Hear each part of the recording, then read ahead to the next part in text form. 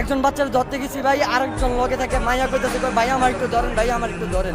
ওই মায়াটার ভাই হাত মুখ চুল স্কুল ড্রেস সব পুড়ে রয়েছে, মাঠে মাঠে পড়ে দাপড়াইতেছে।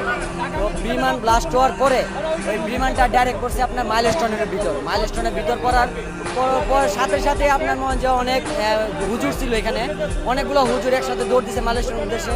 দোকানদার যারা ছিল, অটোওয়ালার যারা ছিল, সবাই মাইলস্টোন যাওয়ার পূর্বে মাইলস্টোনের যে সিকিউরিটি সে গার্ড মেন গেট, যে গার্ড মেন গেটের এই গার্ডের দরজা লাগা দেওয়াতে আমরা সবাই ধাক্কা দিয়ে গেটে প্রবেশ করি। ভিতরে যা দেখি আপনার বাচ্চাগুলো অনেক দৌড়াদৌড়ি করতেছে, সবগুলা বাচ্চা। আর সবগুলা বাচ্চার মনে যে হাত পাও জ্বলা পুড়ে গেছে।